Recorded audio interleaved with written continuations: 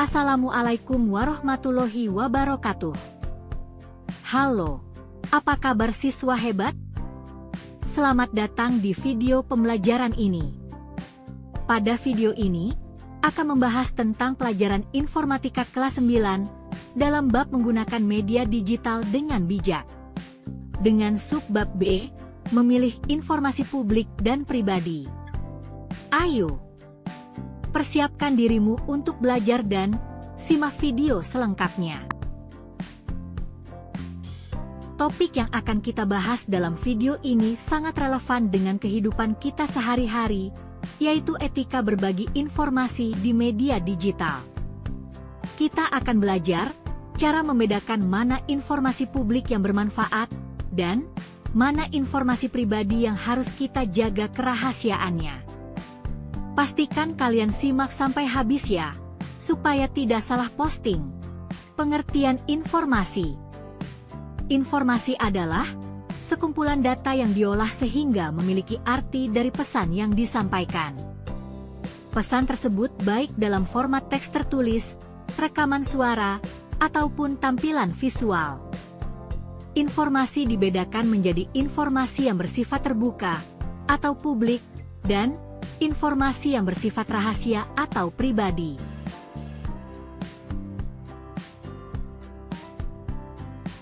Selanjutnya yang ke-1. Informasi publik.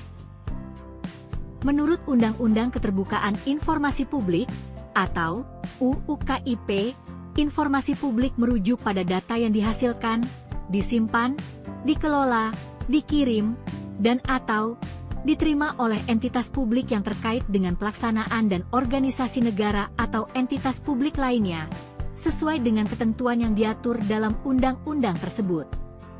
Dalam era digital, konsep informasi publik tidak hanya berkaitan dengan badan publik dan pemerintahan, tetapi juga melibatkan keterbukaan informasi, terutama dalam lingkup media sosial. Informasi publik adalah informasi yang dihasilkan atau disimpan oleh badan publik yang berkaitan dengan penyelenggaraan negara dan badan publik lainnya yang wajib tersedia, serta dapat diakses oleh masyarakat sesuai Undang-Undang Nomor 14 Tahun 2008 tentang Keterbukaan Informasi Publik (UU KIP). Untuk memperolehnya, kamu bisa mengajukan permintaan melalui pejabat pengelola informasi dan dokumentasi atau PPID secara langsung melalui website atau cara lain yang disediakan badan publik. UU KIP mengkategorikan informasi publik menjadi beberapa jenis sebagai berikut. Informasi yang wajib disediakan dan diumumkan secara berkala.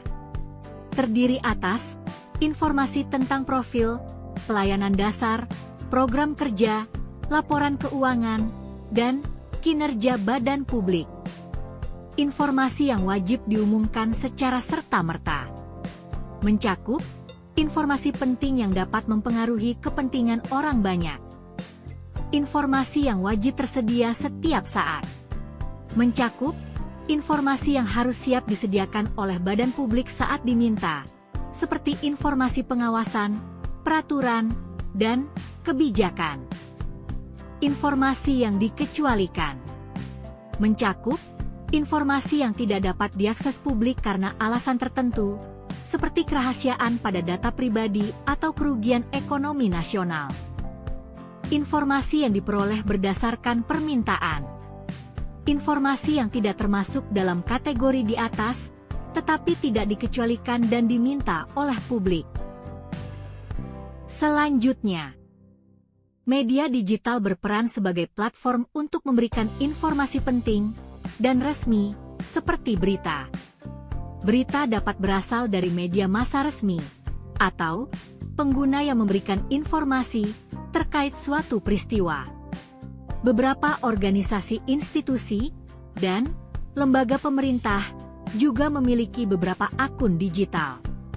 Melalui akun tersebut, mereka menyebarluaskan informasi yang dapat diakses dengan mudah oleh masyarakat. Misalnya, Postingan di Instagram dari lembaga resmi kini menjadi sarana utama bagi pengguna untuk menyebarluaskan informasi publik. Informasi publik yang dapat dibagikan melalui media digital, antara lain, pengumuman layanan publik, kegiatan pemerintahan, program kerja, serta informasi lain yang bersifat terbuka dan dapat diakses oleh masyarakat luas. Namun, perlu diperhatikan untuk tidak memberikan informasi yang bersifat pribadi atau rahasia.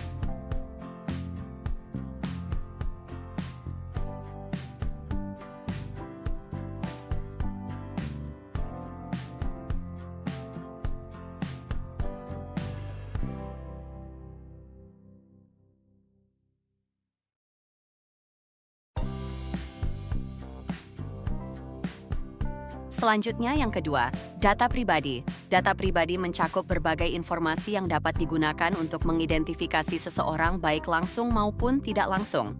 Terdapat dua jenis data pribadi, yang bersifat umum dan bersifat spesifik. Data pribadi yang bersifat umum antara lain, nama lengkap, jenis kelamin, kewarganegaraan, dan agama. Data pribadi yang bersifat spesifik antara lain, informasi kesehatan, data biometrik, mencakup sidik jari, iris mata, dan bentuk wajah. Data genetika, kehidupan atau orientasi seksual, pandangan politik, catatan kejahatan, data anak. Data keuangan pribadi mencakup data spesifik ini merupakan data yang harus aman, jangan sampai diketahui orang lain. Data lain sesuai dengan peraturan perundang-undangan seperti nomor identitas, seperti KTP atau paspor. Data spesifik ini merupakan data yang harus aman, jangan sampai diketahui secara umum.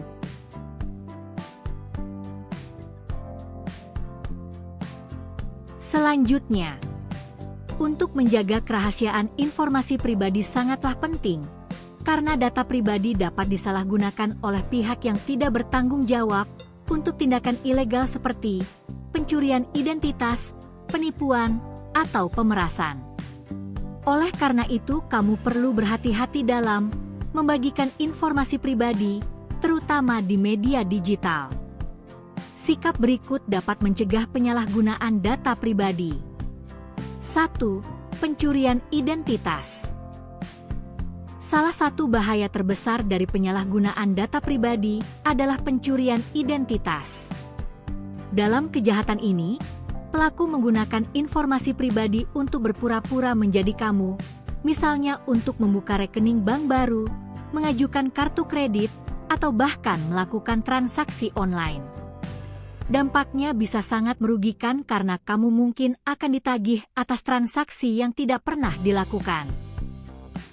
Pencurian identitas ini dapat menimbulkan kerugian finansial yang besar dan juga berdampak pada reputasi. 2. Penipuan online. Ketika data pribadi dicuri, data tersebut dapat digunakan untuk berbagai bentuk penipuan online. Pelaku dapat menghubungimu, berpura-pura sebagai institusi resmi, dan memanfaatkan data yang mereka miliki untuk meyakinkan kamu agar menyerahkan informasi tambahan atau bahkan uang. Penipuan ini sering dilakukan dengan cara yang sangat meyakinkan, sehingga korban tidak menyadari bahwa mereka sedang ditipu. 3. Pengambil alihan akun atau akun takeover. Pengambil alihan akun ini terjadi ketika pelaku berhasil mendapatkan akses ke akun-akun online seseorang, seperti akun media sosial, email, atau bahkan akun keuangan. Setelah mendapatkan kendali atas akun tersebut, mereka bisa melakukan berbagai tindakan merugikan, mulai dari mengirim pesan palsu kepada orang-orang di kontakmu, hingga menguras saldo rekening bank. 4. Penyebaran data sensitif. Jika data pribadi disalahgunakan, ada kemungkinan data sensitif seperti informasi medis, catatan keuangan, atau data pribadi lainnya akan tersebar di internet. Penyebaran data ini bisa merusak reputasi dan menimbulkan dampak jangka panjang yang sulit diperbaiki. Informasi yang bocor dapat digunakan oleh pihak tidak bertanggung jawab untuk melakukan tindakan yang lebih merugikan, seperti pemerasan. 5. Pembobolan keamanan perangkat. Penyalahgunaan data pribadi juga dapat mengarah kepada pembobolan keamanan perangkat. Dengan informasi yang cukup, pelaku meretas perangkatmu, seperti smartphone, komputer, atau tablet, untuk mengakses lebih banyak data atau bahkan memangsa memasang perangkat lunak berbahaya atau malware. Perangkat yang telah dibobol dapat digunakan untuk kegiatan kriminal atau pengumpulan data lebih lanjut tanpa sepengetahuanmu.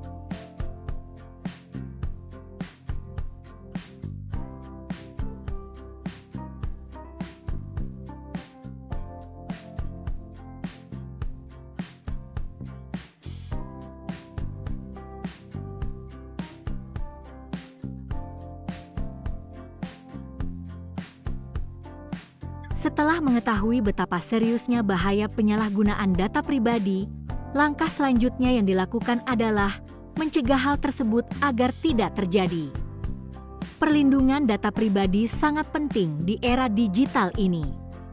Berikut beberapa cara efektif yang bisa diterapkan. 1. Menggunakan kata sandi yang kuat dan berbeda di setiap akun. Salah satu langkah dasar untuk melindungi data pribadi adalah menggunakan kata sandi yang kuat. Pastikan kata sandi terdiri atas kombinasi huruf besar, huruf kecil, angka, dan simbol agar sulit ditebak. Selain itu, hindari menggunakan kata sandi yang sama untuk berbagai akun.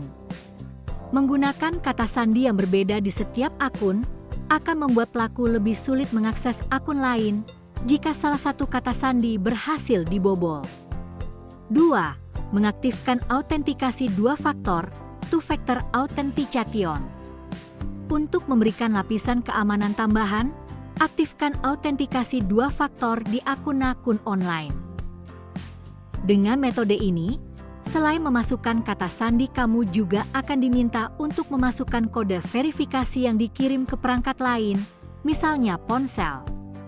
Autentikasi dua faktor membuat pelaku kejahatan lebih sulit mengakses akun kita, meskipun mereka memiliki kata sandinya. 3. Menghindari memberikan informasi pribadi secara sembarangan. Saat menggunakan internet, berhati-hatilah dalam memberikan informasi pribadi.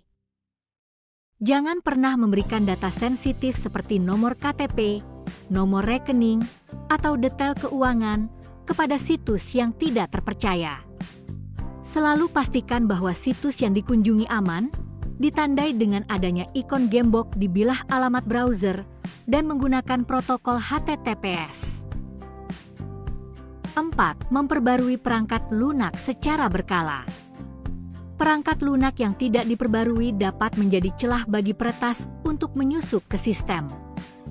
Pastikan perangkat lunak di komputer, ponsel, dan aplikasi selalu diperbaharui untuk mendapatkan patch keamanan terbaru. Pembaruan ini sering mencakup perbaikan bug dan celah keamanan yang bisa dimanfaatkan oleh pihak yang tidak bertanggung jawab. 5. Menggunakan aplikasi keamanan. Gunakan aplikasi keamanan seperti antivirus dan firewall untuk melindungi perangkat dari serangan siber. Aplikasi ini akan membantu mendeteksi malware, spyware, dan ancaman lainnya yang bisa mencuri data pribadi. Pastikan aplikasi keamanan yang digunakan selalu diperbarui agar dapat melawan ancaman terbaru. 6. Membatasi informasi yang dibagikan di media sosial. Media sosial sering menjadi sumber informasi pribadi yang bisa dimanfaatkan oleh pelaku kejahatan. Batasi informasi yang dibagikan di media sosial, seperti tanggal lahir, alamat rumah, atau informasi keuangan. Pengaturan privasi di media sosial juga sebaiknya diatur untuk memastikan bahwa hanya orang-orang tertentu yang bisa melihat datamu.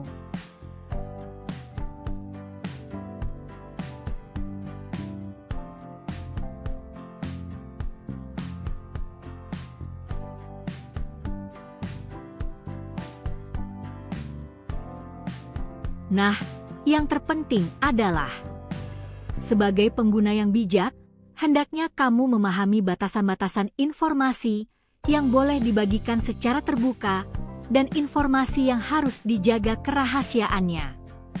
Bijak memilih dan membatasi pengungkapan data diri dapat melindungi privasi, sekaligus terhindar dari berbagai resiko penyalahgunaan informasi pribadi.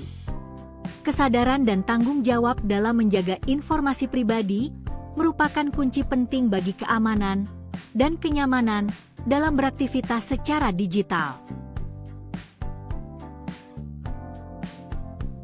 Salah satu langkah penting dalam mengelola informasi pribadi yaitu mengatur privasi dan keamanan pada media digital yang digunakan.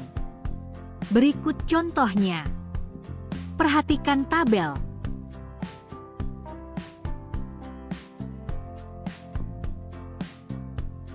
Demikianlah video pembelajaran tentang menggunakan media digital dengan bijak pada subbab memilih informasi publik dan pribadi. Sampai jumpa pada video pembelajaran lainnya. Tetap semangat dalam belajar.